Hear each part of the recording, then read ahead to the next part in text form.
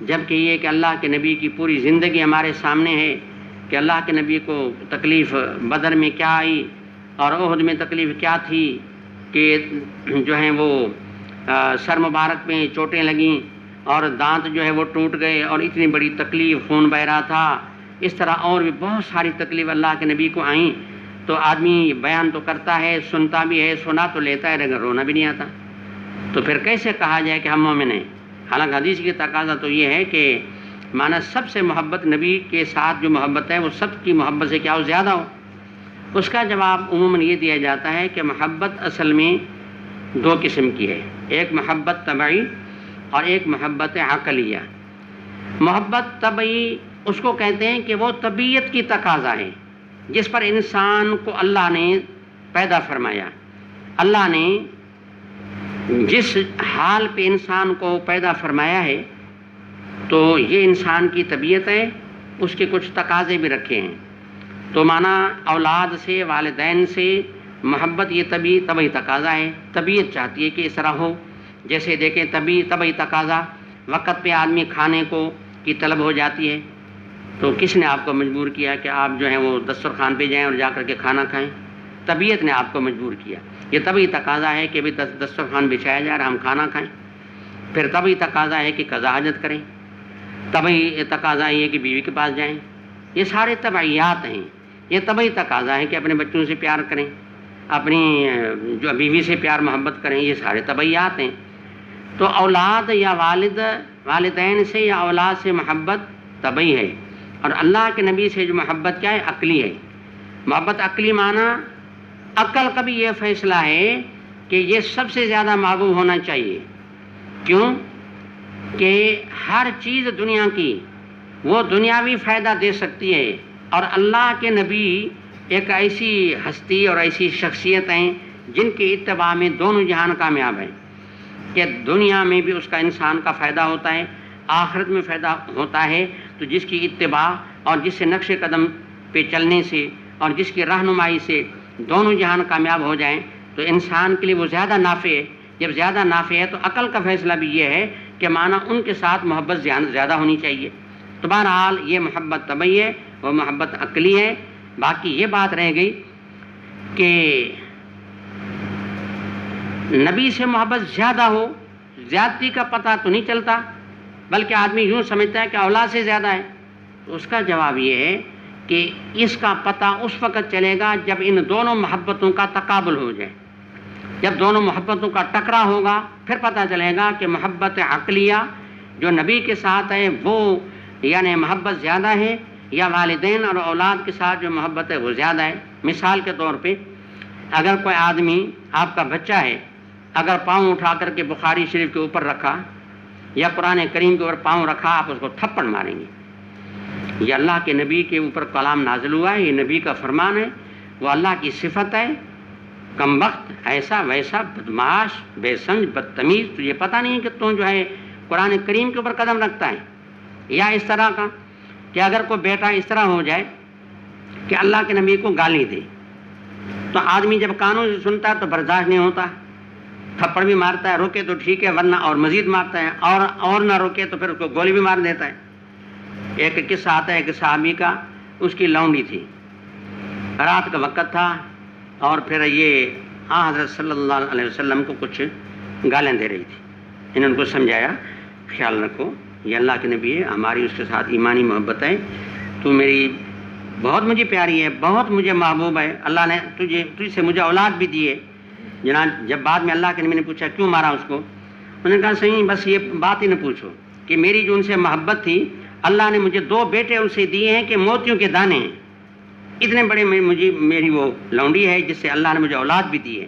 لیکن اس کم وقت کو میں نے سمجھایا کہ آپ کو یہ گالیاں دے رہی تھی، تو میں نے کہا گالی نہ دے، اس کو پھر سمجھایا، بس پھر مجھے غصہ آ گیا، غیرت ایمانی آ گئی، اور پھر میں نے ایک سمجھا کہ یعنی ٹیکم جو میرے پاس تھا وہ اٹھا کے اس کے پیٹ میں مارا، پیٹ کو یوں پھاڑ دیا، مر گئی۔ تو یہ بات ساری ماجرا جو بھی گزری صبح کو آ کر کے اللہ کے نبی کو بتا دی، تو اس پر فرمایا کہ یہی محبت ایمانی ہے۔ تو کہنے کا مقصد جو ہے وہ یہ ہے کہ ان کا پتہ چلتا ہے کہ محبت طبعی زیادہ ہے یا محبت عقلی زیادہ ہے، یہ اس وقت ہوتا ہے کہ جب اس کا تقابل ہو، پھر پتہ چلتا ہے کہ والدین اولاد سب سے زیادہ محبت اگر ہے تو اللہ اور اللہ کے رسول کے ساتھ ہے، تو معلوم ہے کہ یہی محبت جو ہے یہی حب الرسول ہے اور یہی ایمان کا تقاضا ہے. یہ بات پوری ہوگی. دوسری بات آگے یہ ہے کہ ایک محبت عشقی بھی ہوتی ہے، محبت طبعیہ، محبت عقلیہ، محبت عشقیہ. محبت عشقیہ بظاہر ایسی ہے کہ ایسی محبت ہے کہ بس اس میں یعنی آدمی اپنے محبوب کے لیے اتنا بڑا پریشان ہو جائے کہ نہ کھانا نہ پینا نہ دنیا کا اٹھنا نہ بیٹھنا کوئی چیز پسند نہ آئے، تو اتنی بڑی محبت. تو اب اس میں ایک بات ہوئی کہ آیا محبت عقلیہ جو ہے اللہ کے نبی کے ساتھ، یا محبت عشقیہ افضل ہے، اونچی ہے، یا محبت عقلیہ اونچی ہے؟ تو اس میں جو ہے حضرت شاہ اسماعیل شہید رحمہ اللہ نے اپنی کتاب الصراط المستقیم میں یہ فرمایا کہ محبت عقلیہ جو ہے وہ اونچی ہے، اس لیے کہ محبت عشقیہ جو ہے یہ جب محبوب کا وصال ہوتا ہے یہ مزمحل ہو جاتی ہے، پگھل جاتی ہے، فنا ہو جاتی ہے، کہ وہ ہے تڑپ تب تک ہے جب تک محبوب ملے. محبوب کا وصال ہو گیا بس وہ کیفیت ختم ہو جائے گی. تو وہ ایک جس نے ایک عارضی چیز ہو، تو محبت عشقیہ جو ہے اس کا اضمحلال ہو جاتا ہے جب وصال محبوب ہوتا ہے. لیکن محبت عقلیہ جو ہے وہ ختم نہیں ہوتی، اس لیے بقول ان کے محبت عقلیہ اونچی ہے اور محبت عشقیہ کم ہے. لیکن شیخ الطائفہ حضرت الحاج امداد اللہ مہاجر مکی رحمۃ اللہ علیہ فرماتے ہیں کہ محبت عشقیہ افضل ہے، محبت عشقیہ کا شان اوپر ہے، محبت عقلیہ کم ہے. دلیل نے یہ دیا کہ محبت عقلیہ کا دار و مدار عقل پر ہے، اور عقل جو ہے متناہی ہے، عقل متناہی ہے اس لیے محبت متناہی ہے، اور محبت عشقیہ جو ہے اس کا مدار عقل پہ نہیں، لہذا وہ غیر متناہی ہے. اس لیے انہوں نے کہا محبت عشقیہ جو وہ کیا ہے افضل ہے. لیکن حضرت گنگوئی رحمہ اللہ نے، کیونکہ وہ ان کے مرشد بھی ہیں، انہوں نے کہا دونوں بزرگوں کی بات ٹھیک ہے.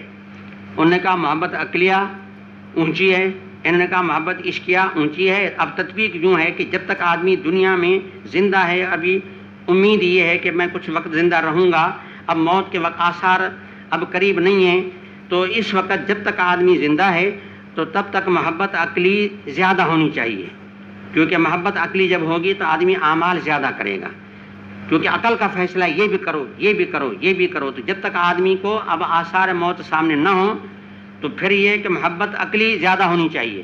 جب یہ کہ آدمی اتنی ہمت لا جواب دے دے اب کوئی ہمت نہیں ہے، یا کمزوری آ گئی ہے، موت قریب ہے، اب نہ نماز پڑھی جاتی ہے، نہ اور کا امور کیے جاتے ہیں، نہ اعمال کیے جاتے ہیں، اب محبت عشقیہ کا غلبہ ہونا چاہیے. اللہ اللہ کے نبی کے ساتھ محبت عشقیہ ہونی چاہیے. اس وقت ترجیح اس کو ہو یعنی کمزوری کے عالم میں، اور جب آدمی صحیح ٹھیک ٹھاک ہے تب محبت عقلیہ کو راجع ترجیح دینی چاہیے. تو بہرحال یہ گویا کہ ان کے دونوں حضرات کے باتوں میں کیا ہوگی تطبیق ہوگی. یہ ساری بات میں نے محبت کی مناسبت سے یہاں عرض کر لی. اور اس کے بعد پھر یہ ہے کہ من والدہ و ولدہ، والد کو مقدم کیا، حالانکہ محبت بظاہر اولاد سے زیادہ ہوتی ہے، لیکن والد کی محبت کے ساتھ عظمت بھی ہوتی ہے، عظمت بھی دل میں ہوتی ہے. اس لیے ایک آدمی عامت الاحوال میں والد کو ترجیح دیتا ہے. اولاد اگر کوئی بھی کمی بیشی کرے آدمی برداشت نہیں کرتا، میرے ابا کے ساتھ اس طرح، تو مانا یہ محبت اولاد سے دیکھا جائے تو محبت طبعی ادھر زیادہ ہے، لیکن والدین کے ساتھ محبت میں عظمت شامل ہے. اس لیے اس کو مقدم کیا کہ اتنی محبوب ہستی کہ اس کے دل میں عظمت بھی ہے، لیکن اس سے بھی میری محبت زیادہ ہو تو پھر ایمان ہے، جو اس سے بھی زیادہ میری محبت نہیں ہے تو پھر گویا کہ ایمان بھی نہیں ہے.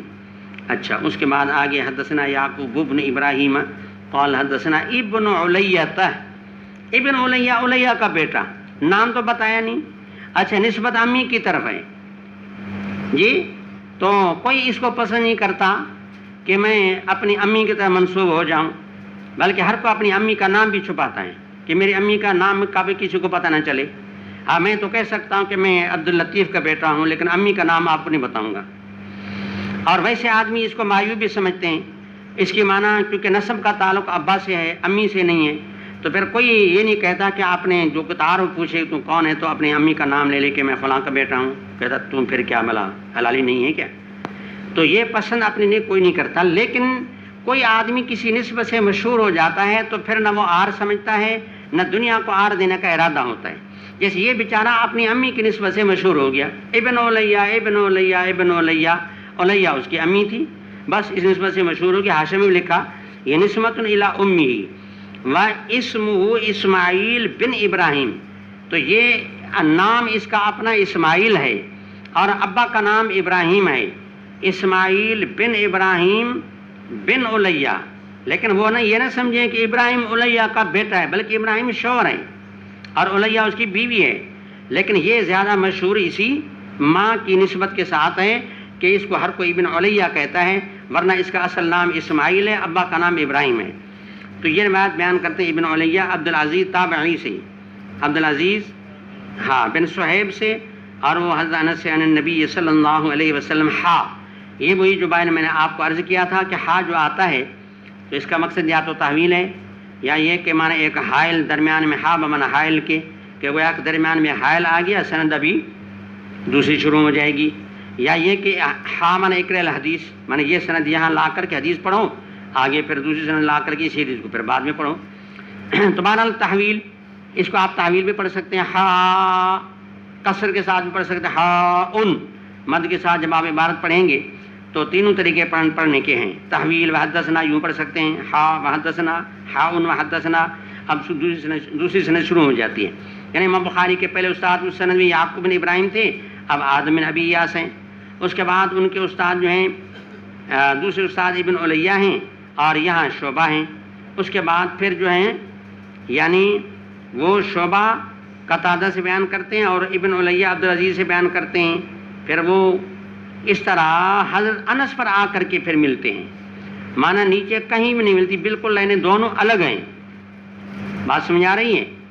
دیکھو وہاں پہلا یعقوب ہے، یہاں پہلا آدم ہے، وہاں دوسرا ابن اولیہ ہے، یہاں دوسرا شعبہ ہے، وہاں تیسرا عبدالعزیز ہے، یہاں تیسرا قتادہ ہے. اس کے بعد چوتھا وہاں بھی انس ہے، یہاں بھی انس ہے. تو بالکل نیچے یعنی وہ دونوں لائنیں الگ ہیں. مرکزی راوی جو صحابی ہے اس میں دونوں لائنیں جا کر کے ملتی ہیں. تو یہ پورا یعنی گویا کہ انفصال ہے، دو سندیں بالکل الگ ہیں، صحابی پر جا کر کے ملتی ہیں. لیکن فنی لحاظ سے اس حدیث کو پھر بھی ایک حدیث کہا جائے گا یا دو کہا جائے گا؟ دو کہا جائے گا، کیونکہ محدثین سندوں کو دیکھتے ہیں حدیث کو. اب اگر ایک حدیث کی دو سندیں ہیں تو وہ کہیں گے یہ دو حدیثیں ہیں. اگر ایک حدیث کی 10 سندیں ہیں تو وہ کہتے ہیں کہ یا کہ 10 حدیثیں. اس صحیح بخاری میں 9082 حدیثیں ہیں. کتنی؟ تو یہ تکرار کے ساتھ اسانید کے حساب سے، ورنہ اگر بغیر تکرار کے تو 2761 حدیثیں ہیں. صحیح بخاری میں بغیر تکرار کے حدیثیں کتنی ہیں؟ یہ تو اتنا تو یاد رکھو نا، 2761، اور بغیر تکرار کے ساتھ کتنی؟ 9082. اور صحیح بخاری کی پہلی حدیث انما الاعمال بالنیات، اس روایت کی صحیح بخاری میں یہ 6 جگہوں میں آئی ہے. اور یہ ویسے اس حدیث کی 700 سندیں، ایک روایت کی 700 سندیں. اب کہا یہ جائے گا کہ یہ 700 حدیثیں ہیں، یعنی محدثین ان کو حدیثیں قرار دیں گے. یہ جو کہا گیا کہ بھئی امام بخاری کو 6 لاکھ حدیثیں یاد تھیں اور فلاں کو 10 لاکھ حدیثیں یاد تھیں وغیرہ وغیرہ، علماء باتیں کرتے ہیں. حالانکہ ابو ہریرہ جو سب سے زیادہ حافظ الحدیث ہے اس کو بھی 5000 حدیثیں یاد تھیں. جو نبی کے براہ راست شاگرد ہیں ان کو 4-5 ہزار حدیثیں یاد ہیں، اور امام بخاری کو 6 لاکھ حدیثیں کیسے یاد ہو گئیں؟ جب بات اللہ کے نبی کی ہے تو جو سننے والے وہ کہتے ہیں 5000 اور یہ کہتے ہیں کہ 6 لاکھ. تو یہ کیسے ہو گیا؟ یہ کثرت اسانید کی وجہ سے لاکھوں بن گئی، ورنہ حدیثیں تو وہی 8-10 ہزار تک مشکل سے ہیں. اچھا آگے